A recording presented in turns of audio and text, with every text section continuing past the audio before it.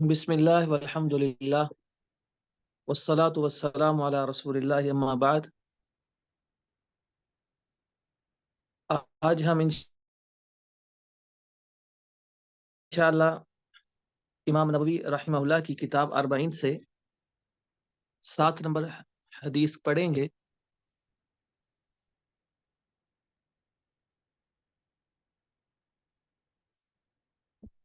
ये हदीस भी साबका अहादीस की तरह ही दीन इस्लाम की तालीमात के हवाले से बड़ी अहम, बुनियादी और उसूली हदीस है।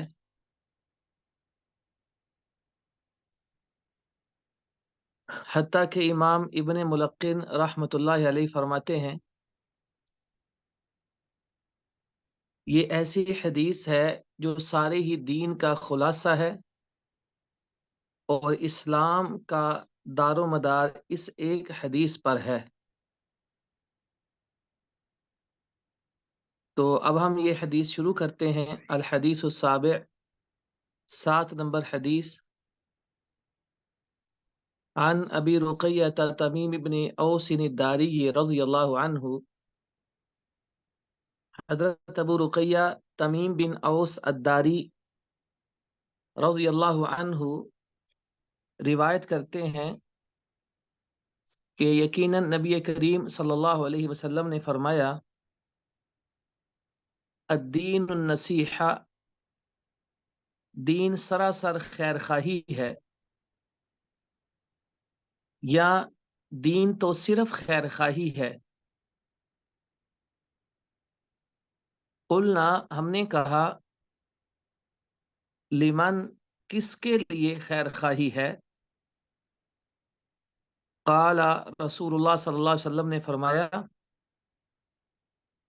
लिल्लाही, अल्लाह के लिए, वली किताबी ही, और उसकी किताब के लिए, वली रसूल ही, और उसके रसूल के लिए,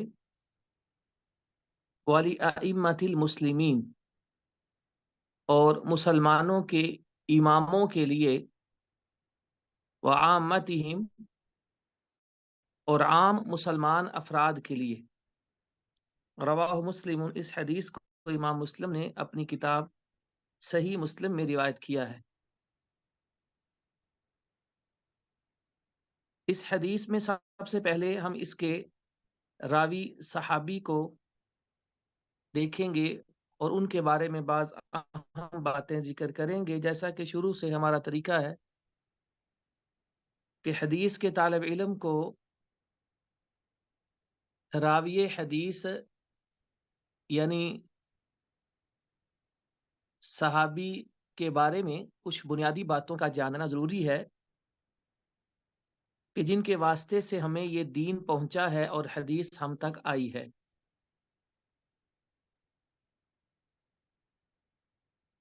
सहाबाए किराम की मारिफत इसलिए भी ज़रूरी है कि अल्लाह रब्बुल आलमीन ने कुरान मजीद के अंदर उनके ईमान और इखलास को हमारे लिए नमूना और आइडियल करार दिया है। तो जब हम उन्हें पहचानेंगे नहीं और उनसे हमारा तारुफ नहीं होगा, उनकी मारिफत से हम नावाकिफ होंगे, तो हम उनके मनहज और उनके इखलास को कैसे अपने लिए काबिल इत्तिबा बना सकेंगे। तो यहाँ जो सहाबी रसूल हैं हज़रत तमीम अद्दारी रज़ियल्लाहु अन्हु, इमाम नबवी का ये तरीका रहा है शुरू से अब तक कि वो हर सहाबी से पहले उनकी कुनियत बताते हैं। हमने पहले भी जिक्र किया था कि अरब के अंदर कुनियत से किसी को जिक्र करना ये उसके एहतराम और शरफ की अलामत होती है। अबू रुक़ैया के अल्फाज से हज़रत तमीम की जो कुनियत हमारे सामने है, रुक़ैया नाम से इनकी एक बेटी थी। पहले हम जितने भी सहाबा की कुनियात को देख चुके हैं وہ سارے ہی بیٹوں کے نام سے تھی یا مذکر ناموں سے تھی۔ یہ پہلی کنیت ہمارے پاس آئی ہے جو بیٹی کے نام سے ہے۔ تو بیٹے یا بیٹی کسی نام سے بھی کنیت رکھی جا سکتی ہے، یہ درست ہے، اس میں کوئی حرج نہیں ہے۔ لیکن حضرت تمیم رضی اللہ تعالی عنہ کی یہ کنیت اس وجہ سے بھی بیٹی کے نام ہے کہ ان کی اولاد میں صرف یہ ایک اکلوتی بیٹی ہی تھی، اس وجہ سے ان کی یہ کنیت بیٹی کے نام ہے۔ پیچھے جو پہلے درس میں شریک ہو چکے ہیں، میں ان سے ایک سوال کرتا ہوں کہ حضرت عائشہ رضی اللہ تعالی عنہ کا بھی ذکر ہوا ہے، تو آپ بتا سکتے ہیں کوئی کہ ان کی کنیت کیا تھی؟ کس کو معلوم ہے کہ ان کی کنیت کیا تھی جو ہم نے بتائی تھی؟ لکھ کر جواب دے سکتے ہیں۔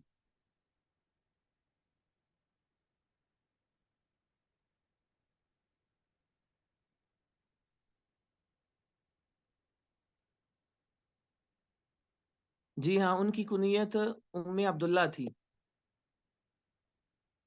اب یہ بتائیے کہ ہم نے یہ بھی آپ کو بتایا تھا کہ ان کی اولاد تو نہیں تھی، تو پھر یہ ان کی کنیت کس وجہ سے تھی اور کس شخص کی طرف نسبت کرتے ہوئے انہوں نے یہ کنیت رکھی تھی؟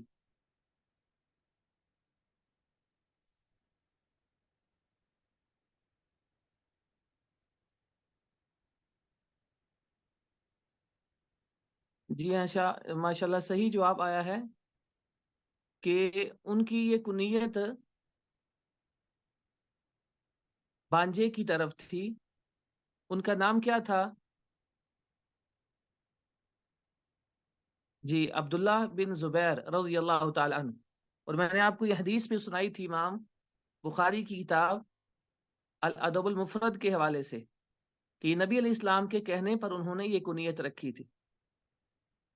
تو اب جب ہم سارے صحابہ کی پیچھے کنیت پڑھ رہے ہیں، کسی کی بیٹے کے نام ہے اور یہاں بیٹی کے نام ہے، اور کسی کی کنیت ایسی ہے کہ بیٹا اس نام کا نہیں ہے پھر بھی کنیت رکھی ہے، جیسے حضرت عمر کی کنیت ابو حفص ہے، تو وہاں ہم نے بتایا تھا کہ اولاد ہو اس نام سے یا نہ ہو تب بھی کنیت رکھ سکتے ہیں، اور یہ بھی بتایا تھا کہ شادی سے پہلے بھی رکھ سکتے ہیں اور شادی کے بعد بھی رکھ سکتے ہیں۔ تو اب ہمیں کم از کم حدیث پڑھنے والوں کو یہ ضرور کرنا چاہیے اور یہ شوق ہمارے اندر پیدا ہونا چاہیے، جیسے کنیت ایک عزت اور احترام کی علامت ہوتی ہے، شادی سے پہلے ہو بعد میں ہو، حتیٰ کہ بلوغت سے بھی پہلے ہو سکتی ہے کنیت، تو بیٹے کے نام ہو بیٹی کے نام ہو، مرد ابو کے لفظ سے کنیت رکھتے ہیں اور خواتین ام کی لفظ سے کنیت رکھتے ہیں۔ اب ہم میں سے ہر ایک کی کنیت ہونی چاہیے، جو نام پسند ہے یا جو نام اولاد کا رکھنا ہے یا جو نام بڑے بیٹے یا بیٹی کا رکھنا ہے، تو اس طرح ہر ایک کی اپنے طور پر کنیت ہونی چاہیے۔ کم از کم حدیث پڑھنے والوں کو یہ چیزیں بھی سیکھنی چاہیے جو صحابہ کرام، تابعین اور ائمہ حدیث کے یہاں عام رائج تھیں اور ملتی تھیں، حتیٰ کہ وہ لوگ ایک دوسرے کو جب بلاتے تھے تو کنیت سے بلایا کرتے تھے، بہت کم کسی کا نام لیا کرتے تھے۔ تو یہ ایک علم بھی ہے اور ایک عمل کے لیے بھی چیز ہے۔ دوسری بات یہ جو صحابی ہمارے سامنے ہیں، تمیم بن اوس الداری، الداری جو ان کی نسبت ہے، الدار کے نام سے ان کے نسب میں ایک اوپر دادا آتے ہیں، یہ ان کی طرف ہے۔ میری کنیت ابو مریم بھی ہے اور ابو الحسن بھی ہے، یہ کسی بھائی نے سوال کیا تھا اس لیے میں نے ذکر کیا ہے۔ تو یہ جو الداری نام ہے، نسبت ہے، آخر میں یہ سمجھ لیں الدار کے نام سے ان کے نسب میں ایک دادا آتے ہیں، تو ان کی طرف یہ نسبت ہے الداری۔ تو تمیم الداری کے اس نام سے یہ صحابی معروف ہیں۔ یہ پہلے عیسائی تھے 9 ہجری میں یہ مدینہ تشریف لائے اور انہوں نے اسلام قبول کیا۔ اس صحابی کو ایک ایسی خصوصیت اور فضیلت حاصل ہے، علماء نے لکھا ہے کہ وہ کسی اور صحابی کو حاصل نہیں ہے۔ وہ فضیلت یہ ہے کہ اللہ کے رسول علیہ السلام نے ان سے ایک حدیث اور روایت لے کر اور سن کر صحابہ کرام کو ان کے واسطے سے سنائی تھی۔ آپ سب نے اب تک یہی سنا پڑا ہے کہ صحابی اللہ کے نبی سے حدیث بیان کرتے ہیں، اور ایسا ہی ہوتا ہے۔ اس صحابی کی خوبی یہ ہے کہ اگرچہ انہوں نے بھی اللہ کے نبی سے 18 حدیثیں بیان کی ہیں، ان کی مرویات کی تعداد 18 ہے، لیکن ان سے ایک حدیث اللہ کے نبی نے سن کر صحابہ کرام کو سنائی تھی، تو یہ ان کی فضیلت ہے۔ یعنی آپ یہ کہہ سکتے ہیں کہ وہ کون سے صحابی ہیں جن سے حدیث سن کر اللہ کے نبی علیہ السلام نے صحابہ کرام کو سنائی تھی، تو وہ تمیم الداری ہیں۔ وہ حدیث کون سی تھی؟ وہ حدیث دجال ہے، جس کا بہت سارے بڑے بڑے نامور مفکرین بھی انکار کر جاتے ہیں۔ جب اس حدیث کو وہ عقل کے ترازو پر تولتے ہیں تو اس میں تشکیک اور انکار کے جراثیم بونے لگتے ہیں۔ تو یہ حدیث دجال ایسی حدیث ہے جس سے آج بھی اہل سنت اور اہل بدعت کے درمیان بڑا فرق ہو سکتا ہے۔ جو اس کا انکار کرے سمجھے بدعتی ہے، چاہے تعویل کرے، چاہے انکار جو بھی کرے گا یہ سمجھیے کہ وہ بدعتی شخص ہے۔ حضرت تمیم داری جب مدینہ تشریف لائے، انہوں نے اسلام قبول کیا، تو نبی علیہ الصلوۃ والسلام نے ایک دن صحابہ سے کہا بیٹھو، آج میں نے تمہیں ایک بات سنانی ہے۔ فرمایا بات یہ ہے کہ یہ شخص ابھی مدینہ آیا ہے، پہلے عیسائی تھا، آج مسلمان ہوا ہے۔ صحیح مسلم کے الفاظ ہیں وحدثنی حدیثا وافق الحدیث الذی کنت احدثکم به، اس نے مجھے ایک حدیث ایسی سنائی ہے جو اس حدیث کے موافق ہے جو میں تم کو پہلے سنایا کرتا تھا۔ یعنی یوں الفاظ بیان کر کے اللہ کے نبی نے علیہ السلام نے تمیم داری سے یہ حدیث بیان کی۔ پھر آگے وہ پوری دجال والی حدیث سنائی۔ تمیم داری کہتے ہیں کہ ہم ایک جہاز پر آ رہے تھے، وہ سمندری طوفان اور لہروں سے 1 مہینہ سمندر ہی میں گھومتے رہے، پھر ایک جزیرہ آیا، وہاں اترے تو وہاں دیکھا کہ ایک دجال ہے، اس کے یہ اوصاف ہیں، ان سے کیا باتیں ہوئیں۔ یہ بڑی لمبی حدیث ہے، صحیح مسلم کے اندر موجود ہے۔ تو اس صحابی نے یہ دجال والی حدیث نبی علیہ السلام کو سنائی، اور نبی علیہ السلام نے ان سے صحابہ کرام کو سنائی، اور فرمایا میں تم کو پہلے بھی یہ سناتا تھا، لیکن آج دیکھو تمیم داری نے وہ خود دجال کو دیکھا ہے اور میری بات کی تصدیق کی ہے، اور آج مجھے یہ سنا رہا ہے کہ میں یہ چیزیں دیکھ کر آیا ہوں۔ پھر اللہ کے نبی نے ان کے واسطے صحابہ کو یہ پوری حدیث سنائی تھی۔ تو یہ اس صحابی کی فضیلت بھی ہے اور ان کا شرف بھی ہے۔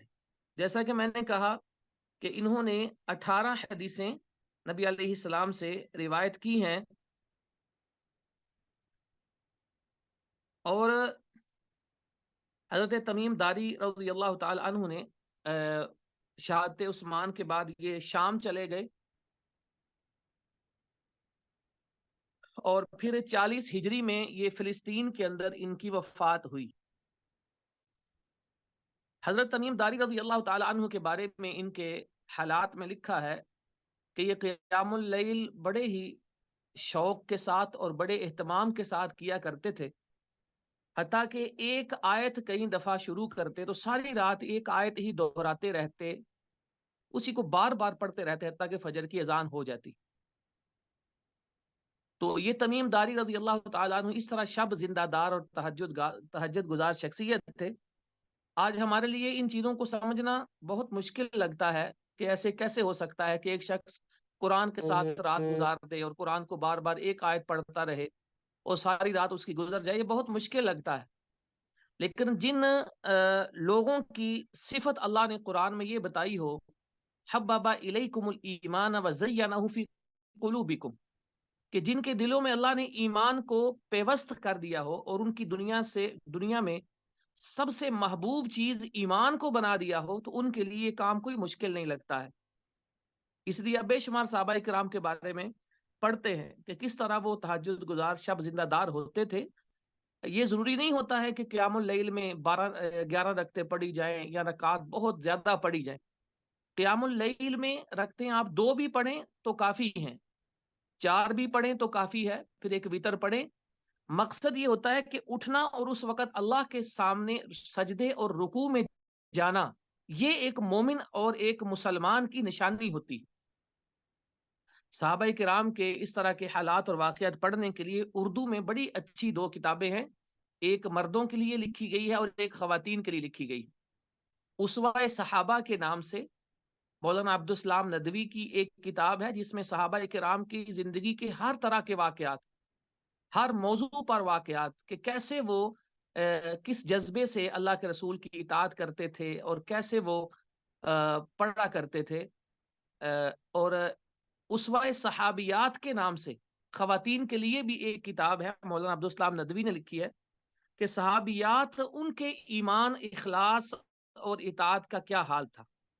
تو یہ 2 کتابیں آپ گوگل کریں، PDF بھی ان کی مل جاتی ہے اور نعمانی کتب خانہ لاہور سے چھپی بھی ہیں، تو ان کو پڑھنے کی کوشش کیجیے. آپ ہم سب اپنی آنکھوں سے دیکھ سکتے ہیں ان صحابہ کے واقعات پڑھ کر کہ کس طرح یہ عملاً اسلام پر چلتے تھے اور کس طرح ان کے لیے آسان تھا دین کے اندر ہر چیز پر عمل کرنا، ہر چیز کو آسانی سے قبول کرنا. یہ صحابہ کرام کے اسوے سے ہم بڑی آسانی سے یہ چیز سمجھ سکتے ہیں. تو یہ اس صحابی کا مختصر تذکرہ تھا. آگے جو حدیث ہے اس میں سب سے پہلا جملہ یہ ہے کہ نبی کریم علیہ الصلوۃ والسلام نے فرمایا الدین النصیحہ، کہ دین صرف خیر خواہی کا نام ہے.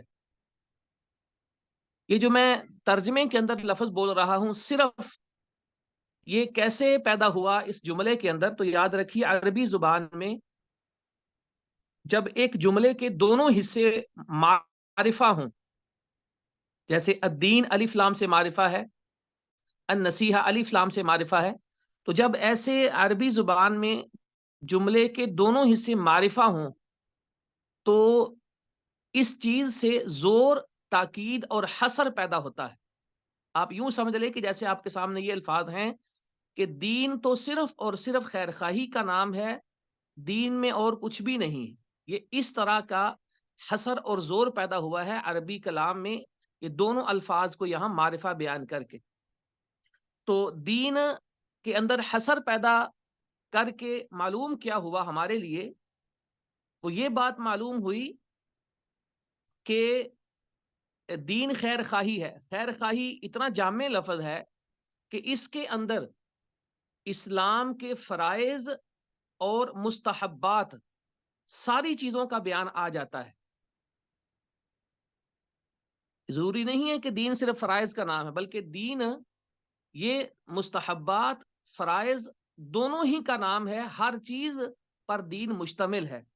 نبی کریم علیہ الصلوۃ والسلام نے ایک روایت میں یہ بھی آتا ہے کہ الدین النصیحہ کا جملہ ثلاثاً 3 بار بولا. آپ نے فرمایا الدین النصیحہ، الدین النصیحہ، الدین النصیحہ، 3 بار آپ نے یہ جملہ بولا. ویسے بخاری اور مسلم میں یہ حدیث بھی آتی ہے کہ اللہ کے رسول علیہ السلام جب صحابہ کرام کو کچھ بتاتے اور سکھاتے تو عام طور پر اپنی گفتگو میں 3 بار الفاظ اور جملے بولا کرتے تھے. 3 بار کیوں بولتے تھے؟ تاکہ سننے والے ان کو سمجھ لیں اور یاد کر لیں.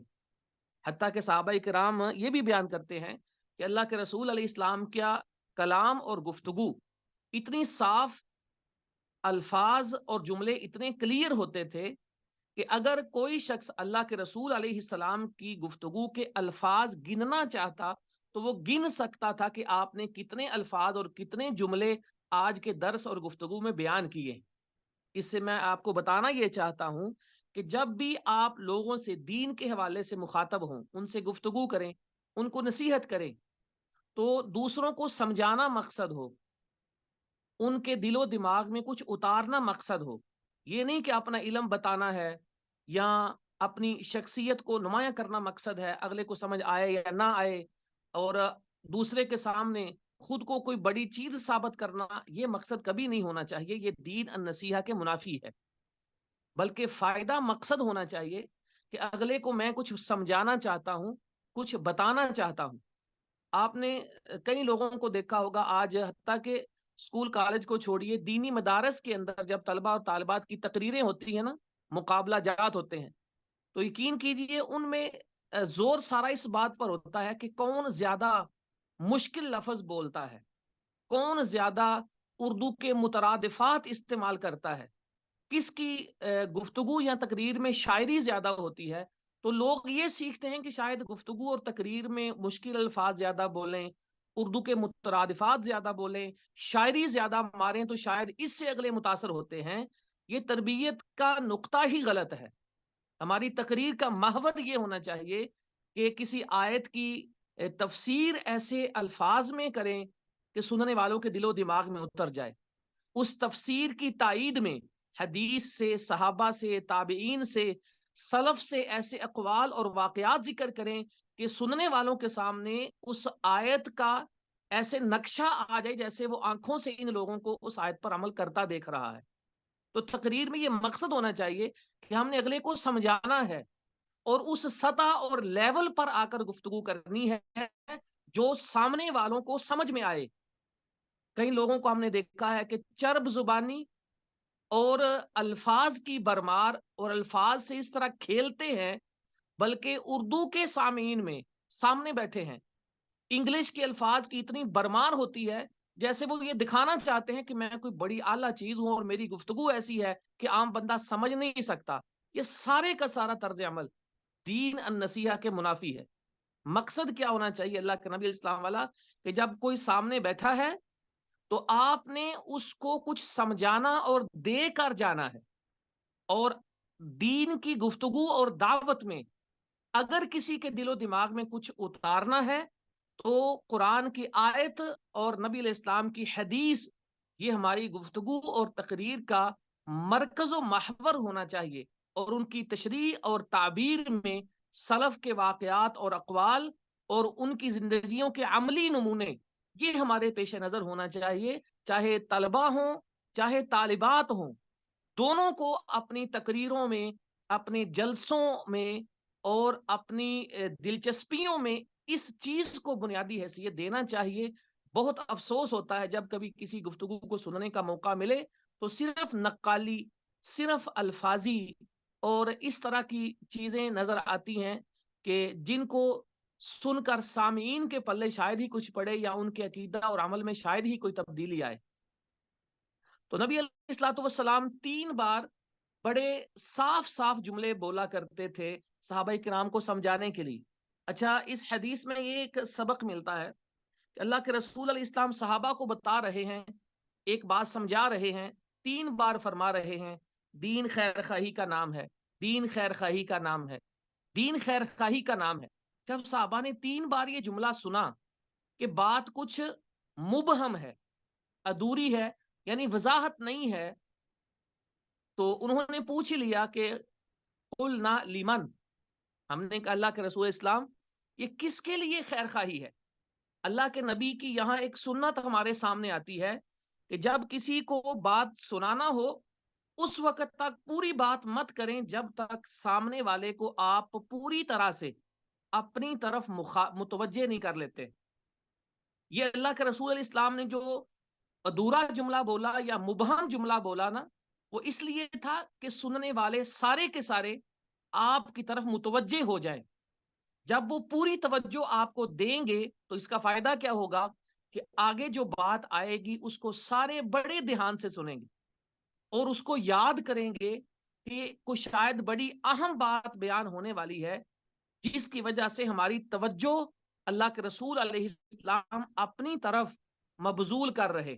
تو یہ بھی ایک طریقہ ہے گفتگو میں اور سنت ہے کہ جب کبھی آپ کو بیان کا موقع ملے تو یہی کافی نہیں کہ جو تیاری کی ہے بس وہ سنانی ہے ساری، اور جو آپ یاد کر کے ہیں وہ سارا بیان کرنا ہے. اس پہ فوکس نہیں ہونا چاہیے، بلکہ توجہ یہ رکھیے کہ کہاں کہاں سامعین متوجہ ہیں اور کہاں کہاں ایسا دیکھیں کہ کوئی بندہ ادھر ادھر ہے یا سامعین میں سے وہ آپ کی بات نہیں سن رہے، تو پہلے ان کو اپنی طرف متوجہ کرنا ہے۔ حتیٰ کہ شیخ عثیمین رحمہ اللہ کے بارے میں آتا ہے کہ جب وہ درس دیا کرتے تھے تو درس کے دوران جب دیکھتے کہ کوئی متوجہ نہیں ہے یا کوئی دھیان سے سن نہیں رہا، تو وہ درس کے اندر ہی سوال کر لیتے تھے، اچھا بھائی بتاؤ کہ ابھی میں نے کیا بولا ہے، ابھی میں نے کیا کہا ہے۔ اس کا نتیجہ کیا نکلتا کہ ان کی مجلس کے لوگ عادی ہو گئے تھے کہ سب دھیان سے سنیں، شیخ نے کسی وقت بھی ہم سے سوال کر لینا۔ مولانا ثناء اللہ امرت سری رحمۃ اللہ علیہ کے بارے میں آتا ہے کہ وہ روزانہ اپنی مسجد میں فجر کی نماز کے بعد درس قرآن دیا کرتے تھے، اور انہوں نے اپنے ہاتھ میں ایک لمبی سی چھڑی رکھی ہوتی تھی کہ جس کو دیکھتے وہ سو رہا ہے اس کو چھڑی لگا کر جگا دیا کرتے تھے کہ دھیان سے میری بات سنو، کیونکہ ہمارا مقصد صرف اپنا علم باہر نکالنا نہیں ہے یا یاد کر کے آئے ہیں وہ سنانا مقصد نہیں ہے۔ ہمارا مقصد یہ ہے کہ سننے والے کے ساتھ خیر خواہی کرنی ہے اور اس کو سمجھانا ہے، اس کو بتانا ہے، وہ ہماری بات سنے، اس کو یاد کرے، کیونکہ ہمارا مقصد جو ہے یاد کروا کر اگلے کو عقیدہ اور عمل میں فائدہ پہنچانا ہے۔ دیکھیے اللہ کے نبی علیہ السلام نے بھی 3 بار جملہ بولا، یہ صحابہ نے سن لیا لیکن ان کو تشنگی محسوس ہوئی کہ بات ابھی پوری نہیں ہوئی، انہوں نے کہا قل نا لمن، پھر وہ آگے سے بولے۔ اب آپ یہ دیکھیے کہ جب وہ آگے سے بول رہے ہیں تو اس کا کیا مقصد ہے؟ مطلب ہے کہ وہ سارے متوجہ ہو چکے تھے، اللہ کے نبی کی طرف اپنی توجہ کر چکے تھے، تو انہوں نے کہا لیمن، اللہ کے نبی ہمیں یہ بتائیے کہ یہ خیر خواہی کا حقدار کون ہے۔ لیمن میں جو لام ہے عربی کا، یہ لام استحقاق ہے، یعنی اس خیر خواہی کا حقدار کون ہے، اب وہ بھی بتائیے تاکہ ہم اس پر عمل کر سکیں۔ صحابہ کرام رضوان اللہ علیہم اجمعین کی زندگیوں میں ایک چیز ہمیں بڑی نمایاں نظر آتی ہے کہ جب بھی دین سیکھنے کا موقع ہوتا تو وہ پیچھے نہیں رہتے تھے، اور جب بھی دین پر عمل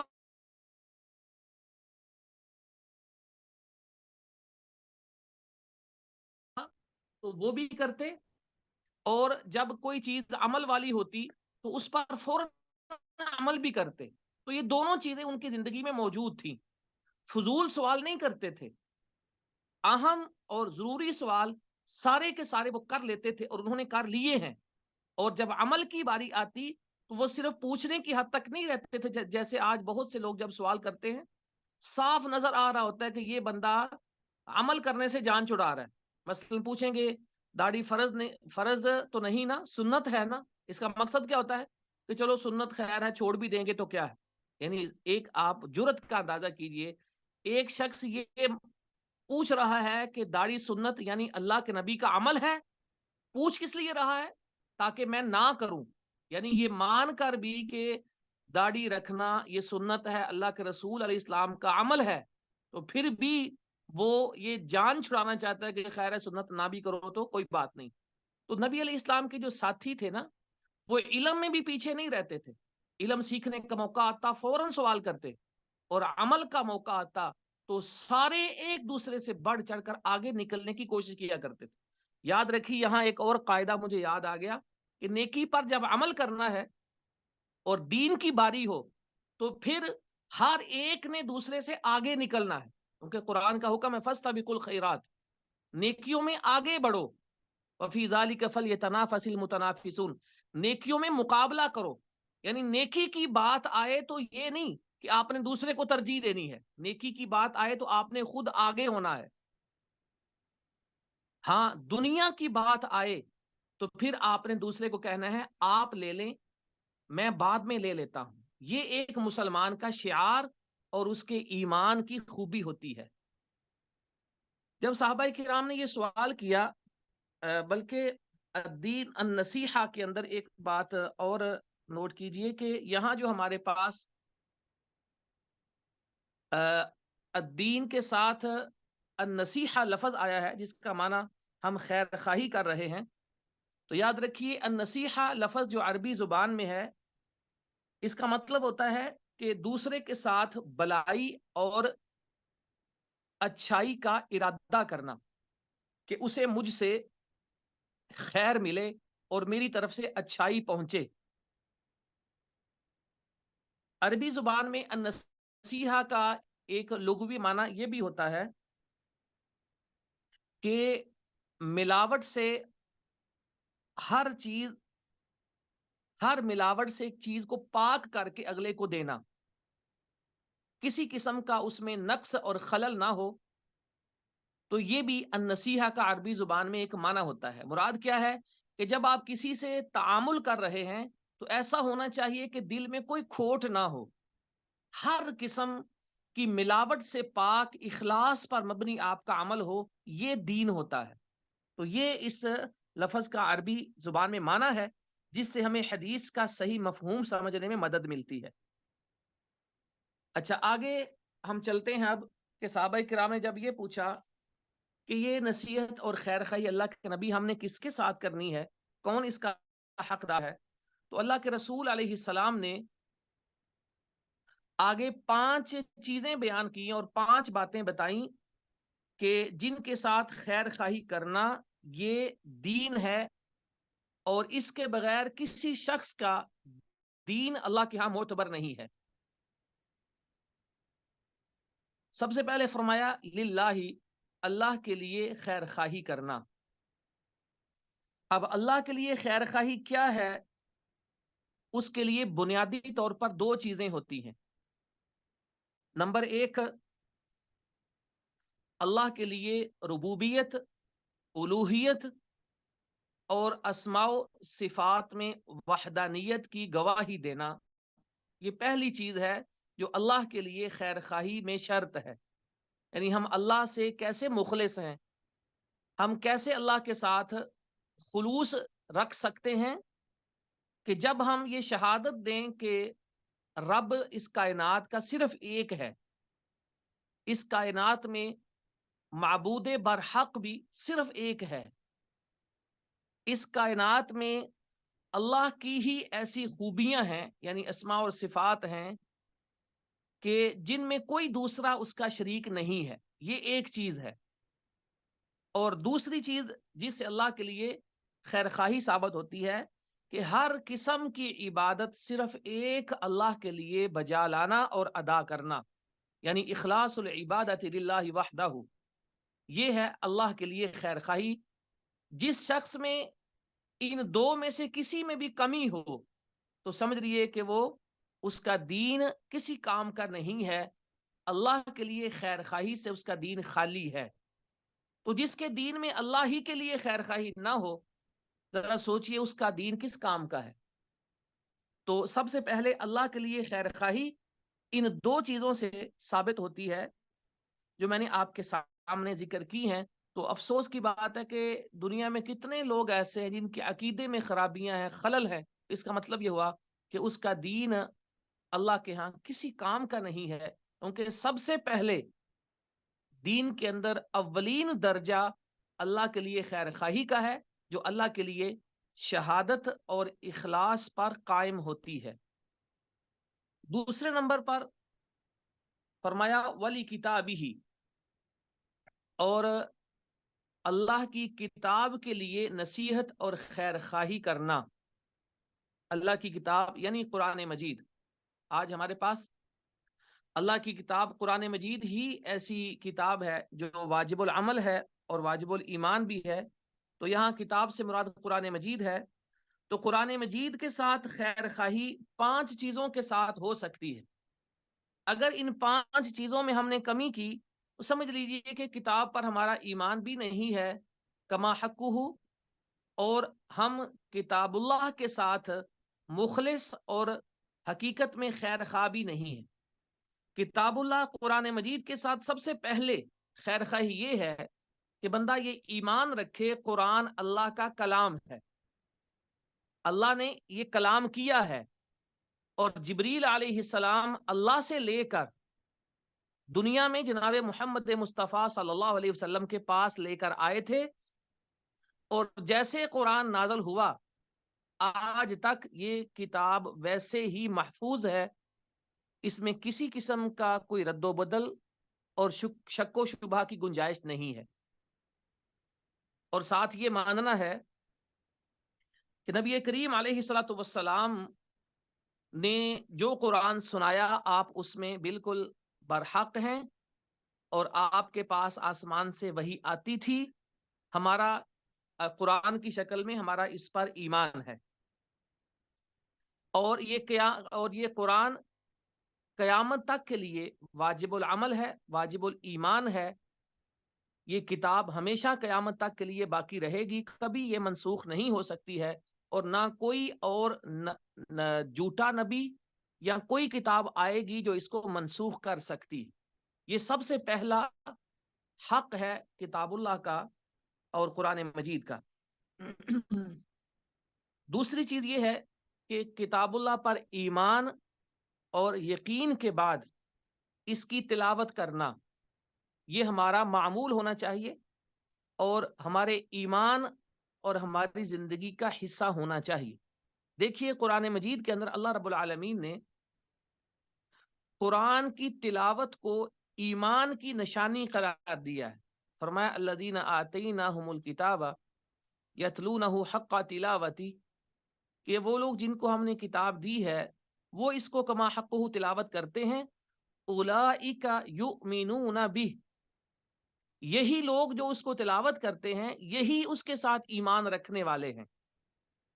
اس سے کیا معلوم ہوا کہ اگر کوئی شخص قرآن کو پڑھتا ہی نہیں ہے تو وہ قرآن کے ساتھ ایمان میں سچا نہیں ہے. تو جب تلاوت کی اس قدر اہمیت ہے، فضیلت تو آپ سنتے ہی رہتے ہیں. جب دیکھیے کہ ایک حرف کی 10 نیکیاں ملتی ہیں، آپ نے سنا ہوگا. کہ آپ نے یہ بھی سنا ہے کہ کسی شخص کو ایک حرف پڑھنے کی 20 نیکیاں ملتی ہیں. کیا کبھی آپ نے یہ حدیث سنی ہے؟ کون سا شخص ہے کہ جو قرآن پڑھے تو اس کو 10 نہیں، ایک حرف کے بدلے میں 20 نیکیاں ملتی ہیں؟ بتائیے، لکھ کر اس کا جواب دیجئے، وہ کون آدمی ہے؟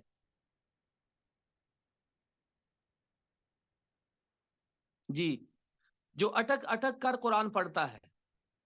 فرمایا الذی یقرأ القرآن ویتتعتع فیہ وہو علیہ شاق لہ اجران، جسے قرآن پڑھنا مشکل لگتا ہے، اٹک اٹک کر پڑھتا ہے. بندہ سمجھتا ہے کہ نہیں چھوڑو، مجھ سے پڑھا نہیں جا رہا، لیکن اس کو یہ بتائیے کہ تم جب قرآن پڑھو گے تو تمہیں ایک حرف کا ڈبل اجر ملے گا. الحمد، عام پڑھنے والے کو یہ 5 حروف ہیں، 50 نیکیاں ملیں گی، لیکن جو مشکل سے پڑھے گا کیونکہ اس میں محنت ڈبل ڈبل ہے. تو جیسا عمل ہوتا ہے صلہ ویسے ہی ہوتا ہے. الجزاء من جنس العمل ہوتی ہے کہ اسی طرح اس کا اجر بھی بڑھ جاتا ہے. تو اس کو الحمد کی 100 نیکیاں ملتی ہیں. تو اچھا، یہ ہوگی دوسری بات اجر میں. ایک تیسری بات بھی ہے قرآن کے اجر میں، قرآن کے ثواب میں. وہ کیسے؟ سوال کریں آپ سے کہ کوئی ایسا بھی آپ نے سنا ہے کہ قرآن مجید کی جو آیت کسی ایک جگہ پر پڑھتا ہے جا کر، تو اس کو ایک آیت کے بدلے لاکھوں کا ثواب، لاکھوں روپے کے برابر ثواب ملتا ہے. وہ حدیث آپ نے شاید سنی ہو، حضرت عقبہ رضی اللہ تعالیٰ عنہ کی روایت ہے کہ نبی کریم علیہ الصلوۃ والسلام نے فرمایا کہ جو شخص مسجد میں جاتا ہے اور مسجد میں جا کر قرآن کا مفہوم سیکھے یا قرآن کی تلاوت کرے، تو فرمایا مسجد میں اگر قرآن کی 2 آیتیں پڑھتا ہے تو اسے موٹی تازی پلی پلائی 2 اونٹنیاں مفت.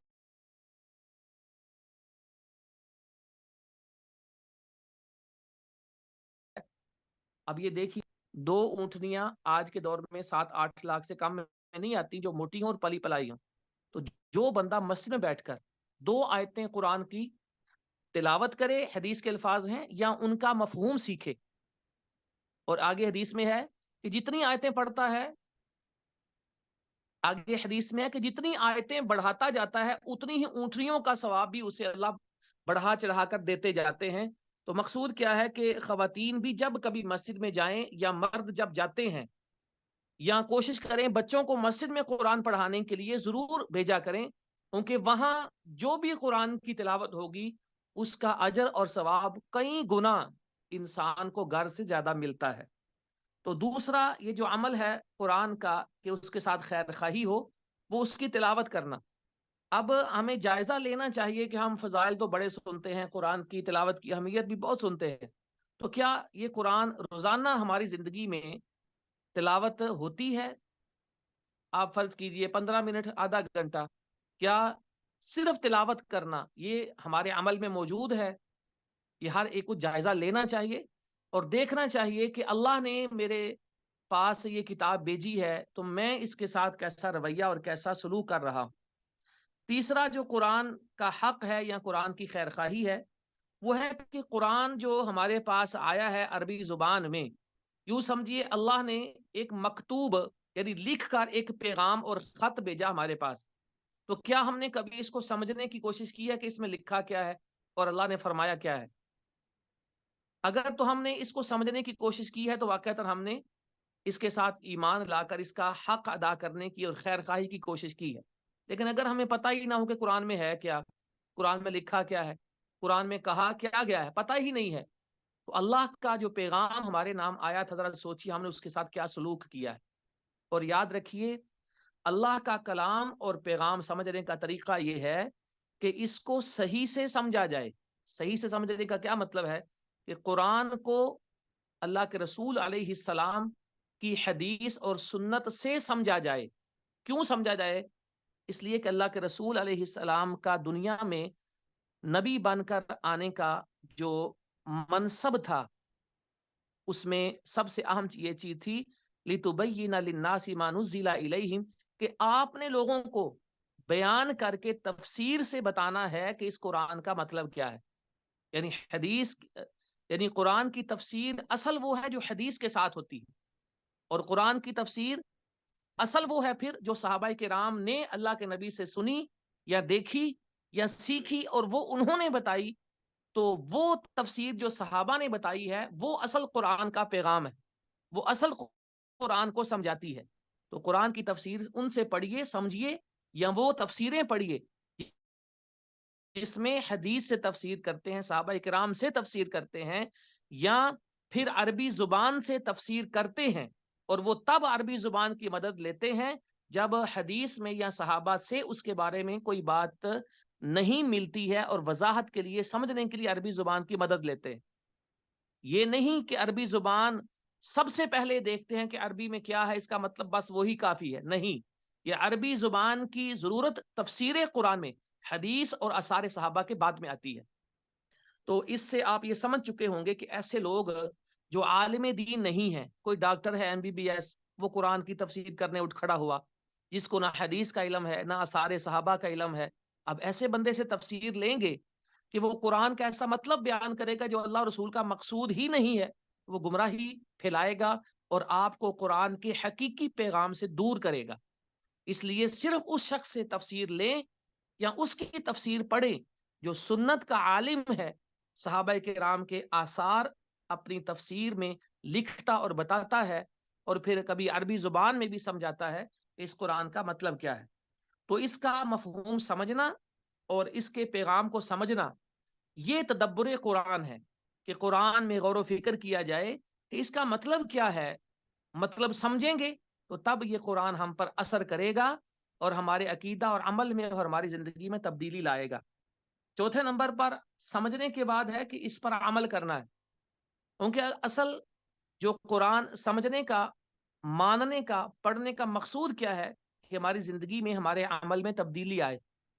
اور اگر قرآن کو پڑھ کر بھی ہم نے اس کے احکام کو نہیں ماننا تو گویا ہمارا پڑھنا اور نہ پڑھنا بالکل برابر ہے۔ اور یہی وہ چیز ہے کہ علم کے بعد اگر کوئی عمل نہیں کرتا تو قرآن مجید نے ایسے انسانوں کی مثال گدھوں کے ساتھ دی ہے کہ جن پر وزن رکھا جاتا ہے لیکن وہ اس کو اٹھاتے، لیکن ان کو کوئی فرق نہیں پڑتا کہ ان کے اوپر کیا رکھا گیا ہے۔ تو اس لیے یہ عمل یہی قرآن کا سب سے بنیادی مقصد ہے۔ تو پانچویں نمبر پر ہے کہ جب ہم نے قرآن پر ایمان لایا، تلاوت کی، اس کو سمجھا، اس پر عمل کیا، تو اب آگے حسب استطاعت ہم نے اسے دوسروں تک بھی پہنچانا اور آگے بتانا ہے، کیونکہ ہر مسلمان پابند ہے امر بالمعروف اور نہی عن المنکر کا، لیکن جتنی اس کے پاس طاقت اور استطاعت ہے اس کے مطابق پابند ہے۔ اگر اس میں کمی کرے گا تو وہ مجرم ہوگا، اور اگر جس شے کی طاقت نہیں ہے وہ کام کرے گا تب بھی وہ نقصان اٹھائے گا۔ تو یہ قرآن کے ساتھ خیر خواہی ہے، ان 5 چیزوں کے ساتھ جو آپ کے سامنے میں نے ذکر کی ہیں۔ آگے تیسرے نمبر پر فرمایا ولی رسول ہی، کہ اللہ کے رسول کے ساتھ بھی خیر خواہی کرنی ہے۔ رسول کے ساتھ خیر خواہی کیا ہوتی ہے؟ نمبر 1 یہ ماننا کہ رسول برحق ہے، حضرت محمد مصطفیٰ صلی اللہ علیہ وسلم یہ آخری نبی اور رسول ہیں، قیامت تک ان کے بعد کوئی نبی آنے والا نہیں ہے، ان کے پاس وحی آتی تھی اور جو یہ بیان فرماتے تھے وہ بالکل حق اور سچ ہوتا تھا۔ دوسرے نمبر پر رسول برحق ماننے کے بعد آپ کی اطاعت کرنی ہے اور پیروی کرنی ہے، اور اطاعت ایسی کرنی ہے کہ آپ کی اطاعت اور پیروی میں کسی دوسرے کو ہم شریک نہیں کر سکتے۔ مطلب ایک حدیث ہمارے سامنے ہو تو ہم کہیں نہیں حدیث چھوڑو، یہ فلاں عالم یا فلاں امام کا جو قول اور مسلک ہے نا یہ مجھے ٹھیک لگتا ہے، یہ بندہ صحیح سمجھا ہے، واضح حدیث ہو، واضح شرعی مسئلہ ہو، تو پھر بھی بندہ اگر یہ چھوڑ کر کسی اور شخص کی بات کو ماننے کی طرف چلا جائے تو اس نے شرک پھر رسالت کیا ہے، گویا ایسے بندے کا ایمان بھی رسالت جو ہے وہ کمزور ہے۔ تیسری چیز یہ ہے کہ رسول کے ساتھ خیر خواہی اور رسول پر ایمان، کہ رسول کا جو فرمان ہے حدیث وہ اسی طرح واجب العمل ہے، واجب الاعتقاد ہے جیسے قرآن کی آیت ہوتی ہے، یعنی اطاعت میں اور دین میں حجت ہونے میں قرآن اور حدیث دونوں برابر ہیں۔ کیوں؟ اللہ رب العالمین قرآن مجید کے اندر فرماتے ہیں من یطع الرسول فقد اطاع اللہ، کہ جس نے رسول کی اطاعت کی در حقیقت اس نے اللہ کی اطاعت کی، اس لیے کہ نبی کے پاس جو دین آیا ہے یہ وہی ہے جو اللہ نے بھیجا ہے۔ ایک حدیث میں نبی علیہ السلام نے یوں فرمایا کہ لوگوں یاد رکھو الا انی اوتیت الکتاب ومثلہ معہ، اللہ نے مجھے کتاب بھی دی ہے یعنی قرآن، اور قرآن کے ساتھ اسی جیسی ایک اور چیز بھی دی ہے، یعنی وہ حدیث اور سنت ہے۔ تو اس لیے جو شخص بھی دین کے اندر عمل کرنے میں، حجت ماننے میں قرآن یا حدیث میں فرق کرے وہ مسلمان نہیں ہوتا ہے۔ جیسے قرآن دین ہے ایسے ہی اللہ کے رسول علیہ السلام کا فرمان اور حدیث بھی دین ہے، ان حدیث کو دین نہ ماننے والا ایسا شخص دائرہ اسلام سے خارج ہوتا ہے۔ آخری چیز جو رسول کے ساتھ خیر خواہی ہے وہ یہ ہے کہ اللہ کے رسول علیہ السلام کی نصرت کرنا زندگی میں بھی اور وفات کے بعد بھی۔ زندگی میں نصرت کیا تھی؟ کہ ایمان لا کر آپ کے ساتھ جہاد کرنا ہے، مال و جان آپ کے لیے قربان کرنا ہے، یہ زندگی میں نصرت تھی۔ اور وفات کے بعد رسول کی نصرت یہ ہوتی ہے کہ سنت پر عمل کرنا اور اس سنت کو ہمیشہ ہر جگہ پھیلانا اور دوسروں کو اس کی دعوت دینا، یہ ہے اللہ کے نبی علیہ السلام کی نصرت زندگی میں بھی اور آپ کی وفات کے بعد بھی۔ تو یہ تیسرے نمبر پر رسول کی خیر خواہی کا سبق تھا جو ہم اس آیت حدیث میں پڑھ رہے تھے۔ اب آگے جو چوتھے نمبر پر ہے ہمارے پاس ولی ائمۃ المسلمین، مسلمانوں کے اماموں کی خیر خواہی کرنا ہے۔ ائمۃ یہ جو عربی کا لفظ ہمارے سامنے ہے یہ امام کی جمع ہے۔ امام کہتے ہیں اس کو جسے قابل اقتدا یعنی پیروی کرنے والا سمجھا جائے، جس کے پیچھے لوگ چلتے ہیں یا جس کی بات مانتے ہیں اس کو امام کہتے ہیں۔ جیسا کہ قرآن مجید کے اندر بھی ایک آیت ہے ربنا وجعلنا للمتقین اماما، کہ اے اللہ ہمیں متقین کا پیشوا بنا، کہ جس کے پیچھے وہ چلیں اور جس کی وہ پیروی کریں اور جس کی مانیں، یعنی ہدایت کی علامت اور ہدایت کا علم بردار بنا دے، یہ امام کا مطلب ہوتا ہے۔ تو یہاں جو ہمارے سامنے ائمۃ المسلمین لفظ ہیں اس سے دو قسم کے افراد مراد ہوتے ہیں۔ نمبر 1 علماء ہیں اور نمبر 2 حکمران ہیں۔ علماء کو امام کیوں کہتے ہیں؟ اس لیے کہ علماء عوام کو بھی دین بتاتے ہیں اور حکمرانوں کو بھی دین بتاتے ہیں، تو عوام بھی علماء کے پیچھے چلتے ہیں دین بتانے اور سمجھنے میں، یہ نہیں کہ ان کی شخصیت اور ذات کے لیے، کیونکہ وہ دین سمجھانے والے ہیں، دین بتانے والے ہیں، اور حکمران بھی ان کی سنتے ہیں، ان سے دین سمجھتے ہیں۔ تو اس لیے امام کے اس لفظ میں علماء بھی شامل ہیں اور حکمران بھی شامل ہیں۔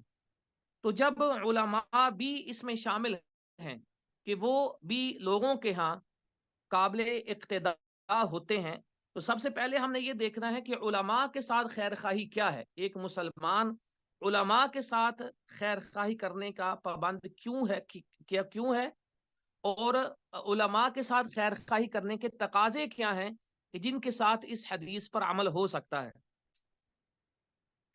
تو یاد رکھیے، علماء کے ساتھ خیر خواہی سب سے پہلے یہ چیز ہے کہ علماء کا احترام کیا جائے اور علماء سے محبت کی جائے.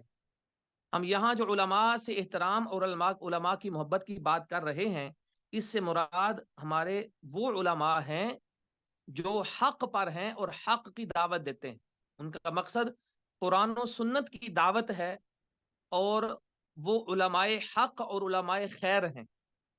ان کی عزت اور احترام اور ان سے محبت کرنا، یہ خیر خواہی ہے، یہ دین میں شامل ہے.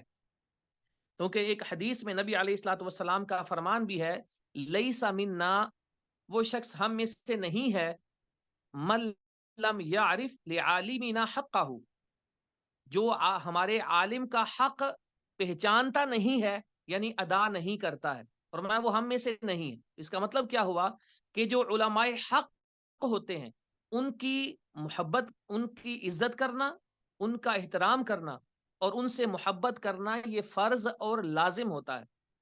اس لیے کہ اگر ہم ان کا احترام نہیں کریں گے تو کیسے ہم ان سے دین سیکھنے جائیں گے، کیسے ہم ان کی بات جو دین والی ہوگی ماننے کو ہمارا دل کرے گا. یہ محبت ہی کے بعد کر سکتا ہے. اسی لیے یاد رکھیے، دنیا کے اندر جو اہل بدعت اور منحرفین ہوتے ہیں نا، ان کا سب سے پہلا نشانہ علماء ہوتے ہیں. وہ آپ کبھی عوام کے سامنے اللہ پر تنقید نہیں کرتے، کبھی بھی عوام کے سامنے کتاب اللہ پر تنقید نہیں کرتے، کبھی عوام کے سامنے رسول پر تنقید نہیں کرتے. وہ علماء پر تنقید کرتے. اس کی وجہ کیا ہے؟ کیونکہ ان کو پتا ہے جب تک ہم عوام کو علماء سے دور نہیں کریں گے، عوام پر ہمارے بدعت اور عوام پر ہمارا انحراف اور گمراہی یہ اثر نہیں کریں گے. پہلے اہل بدعت کا یہ طریقہ ہے کہ عوام کو علماء سے متنفر کرتے ہیں. اس لیے آپ دیکھ لیں کہ برصغیر کے اندر مرزا غلام محمد قادیانی سب سے زیادہ علماء کو گالیاں دیتا تھا. کیوں؟ اپنی ایک کتاب میں وہ لکھتا ہے کہ اگر یہ پنجاب میں یا ہندوستان میں علماء میرے مقابلے پر نہ آتے تو آج ہندوستان میں میرے ماننے والوں کی اکثریت ہوتی، یعنی اکثر لوگ مرزائی ہو چکے ہوتے. ان علماء نے ان لوگوں کو مجھ سے بچایا ہے. اسی طرح مرزا غلام محمد قادیانی کے بعد آج کے دور میں آپ مرزا جیلمی کو دیکھ لیں، سب سے زیادہ علماء کے بارے میں بد زبانی کیوں کرتا ہے؟ تاکہ میں جو بیان کرتا ہوں کہیں لوگ اس کو چیک کرنے کے لیے علماء کے سامنے نہ چلے جائیں کہ بھائی وہ بات سنی ہے تو وہ اس کا جواب کیا ہے. وہ ان کا ذہن متنفر اس لیے کرے گا کہ میری سن کر میرے رہیں، کبھی میری چیکنگ کرنے کے لیے علماء کے پاس نہ جائیں، کہیں میرا جھوٹ جو ہے وہ واضح نہ ہو جائے. تو اس لیے یہ بدعتیوں کا طریقہ ہے. یہ جتنے بھی دنیا میں آج اخوانی ہیں، تحریکی ہیں، اور اس طرح کی مختلف دعوتیں اور جماعتیں بنا کر لوگ اٹھے ہیں، ہمیشہ ان کی سب سے زیادہ تنقید علماء پر ہوتی ہے. پہلے نمبر پر کہ علماء سے ان کو باغی اور متنفر کرتے ہیں تاکہ ہماری گمراہیاں یہ علماء سے چیک کرنے کے لیے نہ چلے جائیں، ہم جو کہیں بس اسی کو مانیں. اور دوسرے نمبر پر آج دنیا کے جو منحرفین ہیں، مسلمان علماء سے اور نمبر دو مسلمان حکمرانوں پر تنقید کر کے، ان کی برائیاں کر کے عوام کو ان دو سے متنفر کرتے ہیں، پھر وہ اپنے جال میں ان کو گرفتار کرتے ہیں. تو علماء سے محبت کرنا اور ان کا احترام کرنا، یہ خیر خواہی دین النصیحہ میں شامل ہے. حضرت حسن بن زکوان ایک امام تھے، ان کے سامنے کسی نے ایک عالم دین کا بہت برا ذکر کیا اور ان پر تان کیا، تو فرمانے لگے کہ لا تذکر العلماء بسوء فیمیت اللہ قلبک، علماء کی برائی مت کیا کرو وگرنہ اللہ تمہارے دل کو مردہ بنا دے گا. دل کو مردہ بناتا ہے اللہ تو پھر کیا ہوتا ہے؟ نہ دین سے محبت رہتی ہے، نہ قرآن سے محبت رہتی ہے، نہ رسول کی اطاعت کا جذبہ پیدا ہوتا ہے. کیونکہ جو علماء نبیوں کے وارث تھے، جب ان سے ہی نفرت ہو جائے تو بندے کے سامنے دین کے دروازے، دین کو سمجھنے اور پڑھنے کے راستے بالکل بند ہو جاتے ہیں۔ تو علماء سے محبت کرنا اور ان کا احترام بجا لانا، یہ پہلی خیر خواہی ہے۔ اور دوسرے نمبر پر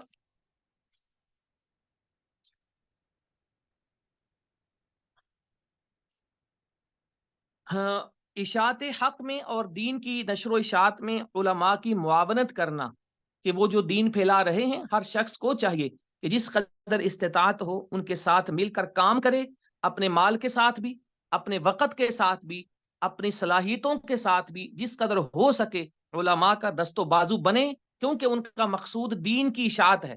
کچھ ذاتیات، اپنے مفادات، یہ ان کا مقصود نہیں ہوتے۔ امام عبداللہ بن مبارک رحمت اللہ علیہ بہت بڑے عالم تھے، مجاہد تھے، اللہ نے ساری خیر کی خوبیوں میں جمع کی تھی۔ ان کا طریقہ یہ تھا کہ جب ان کے پاس تجارت سے پیسہ آتا یا فصل سے ان کو پیسہ آتا، تو وہ جتنے اس دور کے کبار ائمہ تھے، جیسے امام مالک ہیں، امام فضیل بن عیاض ہیں، اور دوسرے کبار ائمہ تھے، ان کو وہ خرچہ اور سالانہ رقم بیچ دیا کرتے تھے۔ ان کو امام عبداللہ بن مبارک کو کسی نے کہا کہ یہ کیوں آپ ان کو دیتے ہیں؟ وہ لوگ وہاں بیٹھے رہتے ہیں، کام تو کوئی کرتے نہیں، بس پڑھتے پڑھاتے رہتے ہیں، تو آپ ان پر یہ پیسہ کیوں خرچ کرتے ہیں؟ تو سنیے کہ امام عبداللہ بن مبارک نے کیا کہا۔ فرمایا اگر میں ان لوگوں کو یہ خرچہ نہ دوں، ان کا معاشی بندوبست نہ کروں، تو یہ لوگ یہ دین کی اشاعت اور علم کی اشاعت چھوڑ کر کمانے میں، کاروبار کرنے میں لگ جائیں گے، تو نقصان کیا ہوگا؟ علم ضائع ہو جائے گا، دین لوگوں کو کوئی بتانے اور پڑھانے والا نہیں ملے گا۔ تو میں اس لیے ان کا بندوبست کرتا ہوں کہ یہ لوگ محمد صلی اللہ علیہ وسلم کا علم لوگوں کو سکھاتے ہیں اور نبیوں کی وراثت بانٹتے ہیں، تو یہ اسی میں لگے رہیں۔ کیونکہ آگے ان کا جملہ سنیے، فرماتے ہیں میں نبوت کے بعد علم کی اشاعت سے افضل کسی عمل کو نہیں سمجھتا ہوں۔ یہ دیکھیے کہ اس طرح انسان کو اپنی استطاعت کے مطابق علماء حق کا دست و بازو بن کر دین کی نصرت اور علم کی اشاعت میں ان کا معاون بننا چاہیے۔ تیسرا، علماء کے ساتھ خیر خواہی یہ ہوتی ہے کہ علماء کا دفاع کیا جائے، جو علماء حق ہیں ان کا دفاع کیا جائے۔ دفاع کیسے کرنا ہے؟ نمبر ایک، کسی عالم دین کی طرف کسی عالم دین کی طرف کوئی ایسی بات منسوب نہیں کیا کریں جس کا آپ کو یقین نہیں ہے کہ اس نے وہ کہا ہے۔ کئی لوگ ہوتے ہیں علماء کی طرف غلط سلط فتوے منسوب کر دیتے ہیں، یعنی ان کو پتہ ہی نہیں کہ علماء نے کہا ہے یا نہیں کہا، تو جھوٹ بول کر ان کے ذمے غلط سلط باتیں لگا کر ان کو بدنام کرنے کی کوشش کرتے ہیں۔ تو کسی عالم دین کی طرف صرف وہ موقف اور وہ قول منسوب کرنا چاہیے جو واقعتاً اس نے کہا ہو۔ دوسری چیز یہ ہے کہ کسی عالم دین پر تنقید کرنے سے پہلے کہ اس کا یہ موقف غلط ہے، یہ کہنے سے پہلے اچھی طرح سے تحقیق کریں، اچھی طرح سے غور و فکر کریں، کہیں ایسا نہ ہو کہ جو غلطی آپ نکال رہے ہیں وہ اس کی نہیں بلکہ آپ کی غلطی ہو۔ تو یہ تحقیق کرنے کے بعد ہی کسی عالم دین کے موقف کو غلط کہنا چاہیے۔ تیسری بات یہ ہے کہ اگر کسی عالم دین کی غلطی کنفرم ہو جائے کہ واقعتاً یہ اس کا موقف غلط ہے، تو اس کا الدین النصیحہ کا تقاضا کیا ہے کہ اس عالم دین کو اکیلے میں بتائیں یا تنہائی میں کہیں کہ آپ نے فلاں موقع پر یہ بات کی تھی، یہ درست نہیں ہے، اس میں غلطی ہے۔ تو اگر وہ اللہ سے ڈرنے والا ہوا تو فوراً یہ مان جائے گا کہ ہاں واقعتاً آپ کی بات درست ہے، مجھ سے غلطی ہوئی ہے۔ تو تنہائی میں غلطی سدھارنے کا چانس زیادہ ہوتا ہے اور دوسرا شخص زیادہ جلدی مان جاتا ہے۔ سب سے پہلے یہی فرض ہے کہ کسی عالم دین کی غلطی کو اس طرح اگلے تک پہنچایا جائے۔ لیکن اگر کوئی شخص عالم دین ہے، آپ نے کنفرم کیا کہ اس کا موقف غلط ہے، تنہائی میں بتا بھی دیا اس کو، لیکن وہ غلطی عوام میں پبلک کرتا ہے، عوام میں پھیلاتا ہے، عوام کو بتاتا ہے۔ اب وہ اگر غلطی عوام میں پھیل گئی ہے، عالم دین بے شک اہل سنت میں سے ہے، تو اب یہ فرض بن جاتا ہے کہ عوام کو بتایا جائے کہ یہ عمل یا یہ فتویٰ درست نہیں ہے، صرف غلطی بتائی جائے، اس شخصیت پر اس مرحلے میں تان یا تنقید نہیں کرنی ہے، صرف لوگوں کو بتانا ہے کہ یہ موقف آیا ہے، یہ فتویٰ آیا ہے، یہ درست نہیں ہے، کیونکہ اب الدین النصیحہ کا تقاضا یہ ہے کہ عوام کو بھی غلطی سے ہم نے محفوظ رکھنا ہے۔ اب اگر اس کے بعد وہ غلطی ایسی ہے جس کا عقیدے سے تعلق ہے اور وہ شخص اڑ جاتا ہے اور عوام کو اس کی طرف دعوت دیتا ہے، تو اب ایسے میں لوگوں کو بتا سکتے ہیں کہ یہ فلاں عالم دین ہے، اس کا یہ موقف درست نہیں۔ جب آپ یہ دیکھیں کہ لوگ اس کی باتوں سے متاثر ہو رہے ہیں اور عقیدہ و منہج میں اس کی غلطی کو فالو کر رہے ہیں، اب ایسے میں تو نشاندہی کر کے بتانا یہ بھی کوئی گناہ نہیں ہے۔ لیکن اگر یہ تو ہم اہل سنت کے علماء کی بات کر رہے ہیں، لیکن اگر کوئی غلطی کرنے والا اہل بدعت میں سے ہے، جو بدعات کی دعوت دیتا ہے، بدعات کا علانیہ عوام میں پرچار کرتا ہے، اشاعت کرتا ہے، تو اب ہم ایسی غلطی پر بھی تنقید کریں گے اور عوام کے سامنے ایسے بدعتی عالم کی مذمت بھی کریں گے اور لوگوں کے سامنے اس کی حقیقت بھی واضح کریں گے۔ یہ الدین النصیحہ کا تقاضا ہے۔ تو ولی ائمت المسلمین میں جیسا کہ ہم نے کہا دو لوگ آتے ہیں، ایک علماء اور دوسرے حکمران۔ حکمران مسلمانوں کے ان کے ساتھ خیر خواہی کیا ہے؟ تو سب سے پہلے اس میں یاد رکھیے کہ اہل سنت کا موقف کیا ہے حکمرانوں کے حوالے سے، اور اہل بدعت کا موقف کیا ہے، ان دونوں میں فرق ہے۔ چونکہ ہم اللہ کے فضل سے اہل سنت کے عقیدے پر ہیں، تو ہم اہل سنت کے کا جو عقیدہ ہے حکمرانوں کے حوالے سے، جو قرآن و سنت میں لکھا ہے، ائمہ سلف سے جو ثابت ہے، ہم نے صرف وہ بتانا اور اس کو اپنانا ہے، چاہے کوئی مذاق کرے، چاہے کوئی اس کو عجیب سمجھے، چاہے کوئی اس پر جتنی بھی تنقید کرے، ہم نے جو عقیدہ ہے صحیح حکمرانوں کے حوالے سے، اس سے ہٹنا نہیں ہے، اس پر خود بھی چلنا ہے اور لوگوں کو بھی اسی کی دعوت دینی ہے۔ حکمرانوں کے حوالے سے دین کیا سکھاتا ہے کہ ان کے ساتھ خیر خواہی یہ ہے، نمبر ایک، مسلمانوں کا جو شخص مسلمان ہو اور حکمران بن جائے تو اس کو تسلیم کرنا ہے کہ یہ ہمارا حاکم ہے، اس کو حاکم تسلیم کرنا ہے۔ یہ نہیں ہے کہ مسلمان کسی کو حکمران بنا لیں یا وہ خود زبردستی مسلمانوں کا حکمران بن جائے اور مسلمان اس کو مان لیں، بندہ کہ نہیں میں تو اس کو نہیں مانتا اپنا حکمران، یہ غلط ہے۔ جب کوئی شخص مسلم ملک میں حکومت پر آ جائے، حتیٰ کہ قابض بھی ہو جائے اور حکومت اس کے ہاتھ میں آ جائے، تو پھر دل سے ہم نے اس کو حکمران ماننا ہے اور اس کو تسلیم کرنا ہے۔ نمبر دو، خیر کے ہر کام میں حکمران کی ہم نے اطاعت کرنی ہے، لیکن جہاں وہ کوئی معصیت کا حکم دے وہاں ہم نے اس کی بات نہیں ماننی ہے۔ خیر کی بات ماننا حکمران کی، یہ قرآن کا حکم ہے۔ اللہ تعالیٰ فرماتے ہیں یا ایھا الذین آمنوا اطیعوا اللہ واطیعوا الرسول واولی الامر منکم، کہ اے ایمان والو اللہ کی اطاعت کرو، رسول کی اطاعت کرو اور اپنے میں سے حکمرانوں کی اطاعت کرو۔ یہ قرآن کا حکم ہے، یعنی یہ عبادت ہے جو ہم پر لازم ہے۔ تو یہ ہمارا عقیدہ ہے جو قرآن ہمیں سکھاتا ہے۔ تیسرے نمبر پر، جس کو ہم نے حکمران مان لیا ہے، اب ہم عوام کے سامنے ان کی اچھائیاں تو بیان کریں گے، لیکن ان پر لعن طعن کر کے ان کی برائیاں عوام کے سامنے بیان کرنا یہ درست نہیں ہے۔ یہ اہل بدعت کا اور خوارج کا یہ نظریہ ہے۔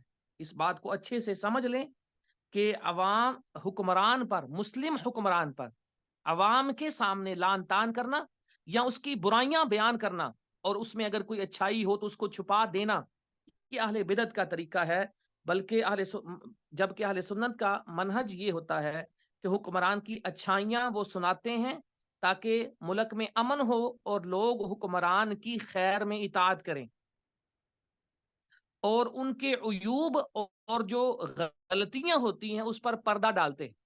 پردہ ڈالنے سے یہ نہ کوئی سمجھے کہ ان کی غلطیوں پر خاموش ہوتے ہیں، خاموش نہیں ہوتے، پردہ ڈالتے ہیں۔ تو غلطیاں دیکھ کر حکمرانوں کی کیا کرنا ہے، یہ بھی ہم نے اسلام نے ہم کو سکھایا ہے۔ حکمران کی غلطی دیکھیں تو اس کی غلطی کی اصلاح کے اسلام نے ہمیں 2 اصول بتائے ہیں۔ نمبر 1 یہ ہے کہ حکمران کو جو نصیحت کرنی ہے وہ نرمی کے ساتھ کرنی ہے، کیونکہ الدین النصیحہ کا تقاضا بھی یہ ہے۔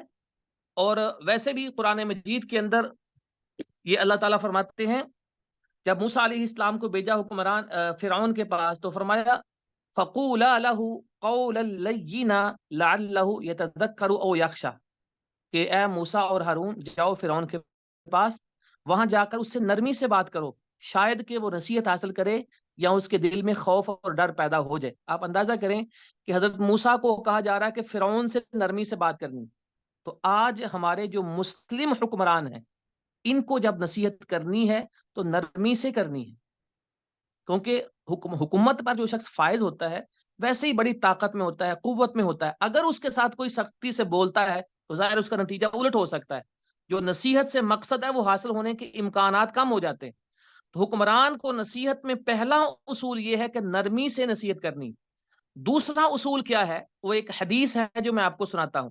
نبی کریم علیہ الصلوۃ والسلام فرماتے ہیں کہ جو شخص حکمران کو نصیحت کرنا چاہتا ہے تو وہ اس کے پاس تنہائی میں جائے، اس سے بات کرے، اس کو سمجھائے، اگر وہ مان لے تو ٹھیک، نہ مانے تو تم نے اپنا حق ادا کر دیا ہے۔ یہ دیکھیے حدیث ہے، نبی علیہ الصلوۃ والسلام نے حکمران کو نصیحت کرنے کے حوالے سے یہ اصول بنایا ہے کہ وہ تنہائی میں ہونی چاہیے، علانیہ اور عوام کے سامنے نہیں ہونی چاہیے۔ اس کا مطلب کیا ہے کہ جب ایسا ممکن ہو کہ حکمران کو نصیحت کر سکیں تو یہی ترجیح ہے اور یہی اس کا طریقہ ہے۔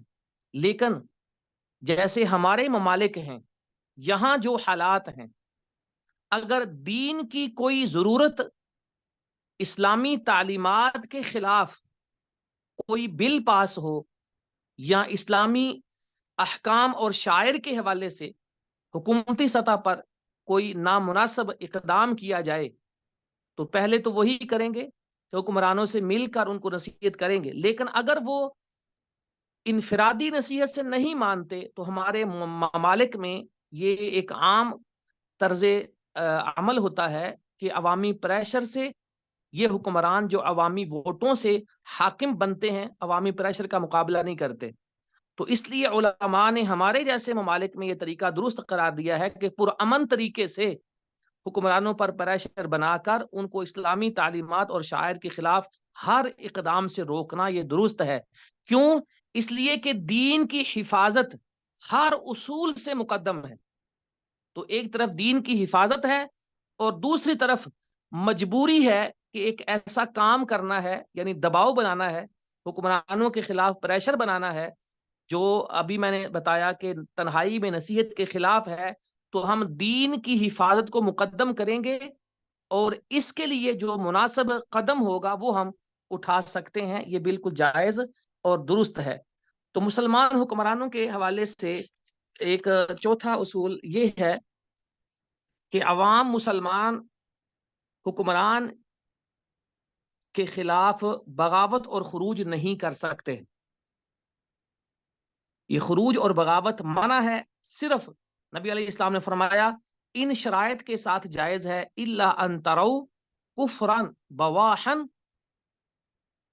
عندکم فیہ من اللہ برہان، کہ جب تم دیکھو وہ بالکل واضح کفر کر رہا ہے، ایسا کفر جس میں اختلاف ہی نہیں ہے کہ یہ کفر ہے، جیسے قبر کو سجدہ کرنا۔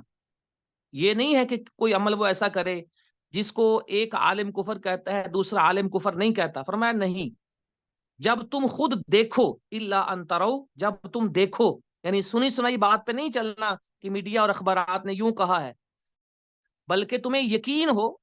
نمبر 2، کفرن بواہن، واضح کفر ہو، اس میں شک ہی کوئی نہیں کہ دین کے اندر یہ کفری عمل ہے۔ اور تیسری شرط یہ ہے عندکم فیہ من اللہ برہان، اللہ کی کتاب اور نبی کی سنت سے تمہارے پاس دلیل موجود ہو کہ واقعتاً یہ کفر ہے، تو پھر اس کے بعد کیا کرنا ہے؟ خروج جائز بنتا ہے، لیکن وہ بھی تب کہ جب خروج کرنا اور بغاوت کرنا اس میں مصلحت ہو ملک کی اور عوام کی، یہ نہیں کہ طاقت ہی نہیں ہے، 200-300 بندہ اٹھ کر بغاوت کر دے، وہ ساروں کو مار ڈالیں، تو ایسا خروج بھی جائز نہیں ہے۔ تو اس لیے یہ مسلمان حکمران کے خلاف ایک تو خروج جائز نہیں ہے، اور جب شرطیں پوری ہو جائیں تو اس کے بعد بھی جب تک مصلحت اور طاقت نہ ہو تب بھی یہ خروج جائز نہیں ہے۔ ان چیزوں کو اچھے سے انسان کو سمجھنا چاہیے، اور ان معاملات میں انسان کو علماء سنت کے ساتھ رہنا چاہیے، علماء سنت کی ماننا اور سننا چاہیے، یہی ضروری ہے۔ اور آخری جملہ جو اس حدیث کا ہے وَعَامَّتِهِمْ، کہ عام مسلمان افراد کے ساتھ خیر خواہی کی جائے۔ عام مسلمان کے ساتھ خیر خواہی اس قدر اہم ہے، حضرت جریر بن عبداللہ بجری رضی اللہ تعالیٰ عنہ بیان کرتے ہیں کہ میں نے اللہ کے رسول علیہ السلام کے ہاتھوں جب اسلام قبول کیا تو میں نے آپ سے وعدہ کیا کہ میں اطاعت کروں گا، فرما برداری کروں گا، اور آگے فرمایا وَالنُّصْحِ لِكُلِّ مُسْلِمٍ، میں نے وعدہ کیا کہ ہر مسلمان کی خیر خواہی کروں گا، کسی مسلمان کو دھوکہ نہیں دوں گا، کسی مسلمان کو نقصان نہیں پہنچاؤں گا، کسی مسلمان کی جان، عزت اور اس کے مال پر حملہ نہیں کروں گا، کوئی دھوکہ، فراڈ، فریب کسی مسلمان کے ساتھ نہیں کروں گا۔ اب یہ سوچئے کہ جب دین میں شرط ہے مسلمان عوام کے ساتھ خیر خواہی کرنا، تو جو بندہ کسی کا مال لے لیتا ہے، کسی کو گالی دیتا ہے، کسی کا حق مار لیتا ہے، اس کا دین کہاں ہے؟ وہ کیسا مسلمان ہے؟ اس کا تو دین کا جو بنیادی حصہ تھا خیر خواہی، وہی ختم ہو جاتا ہے، تو گویا کہ اس کا دین ہی کسی کام کا اللہ کے یہاں نہیں رہتا ہے۔ تو اس لیے عوام مسلمانوں کے ساتھ خیر خواہی کرنا، اس میں کیا چیز آتا ہے کہ بندہ ان کو دھوکہ دہی سے اجتناب کرے، جو اپنے لیے پسند کرتا ہے وہی مسلمان بھائی کے لیے پسند کرے، خیر کے ہر کام میں حسب استطاعت مسلمان کے ساتھ تعاون کرے، اور ان کے ساتھ حسب استطاعت امر بالمعروف اور نہی عن المنکر کا یہ فریضہ ادا کرنے کی کوشش کرے۔ تو یہ 5 باتیں اس حدیث میں تھیں جو آج ہم نے بیان کی اور سنی ہیں۔ تو سب سے پہلی بات یہ کے حوالے سے یہ کہا ہے کہ سارے اسلام کا دار و مدار خلاصہ اس حدیث میں آ گیا ہے۔ اب ان باتوں کے بعد آپ اچھے سے سمجھ سکتے ہیں کہ یہ حدیث کتنی اہم اور اصولی تھی اور کتنی جامع تھی، جو اللہ کے نبی علیہ السلام کے جوامع الکلم میں سے تھی۔ اللہ رب العالمین ہم سب کو جو بیان ہوا ہے، سنا ہے، اس کو سمجھنے کی اور اس پر عمل کرنے کی توفیق عطا فرمائے۔ تمام بھائی کوشش کیجئے کہ جو آپ نے اگر لکھا ہے تو اس کو دوبارہ پڑھنے کی کوشش کریں، کیونکہ ایک دفعہ درس اور لیکچر سن کر جب تک بندہ اس کو تنہائی میں بیٹھ کر پڑھتا نہیں ہے، اس کو کما حقہ فہم نہیں حاصل ہوتا ہے۔ وآخر دعوانا ان الحمد للہ رب العالمین۔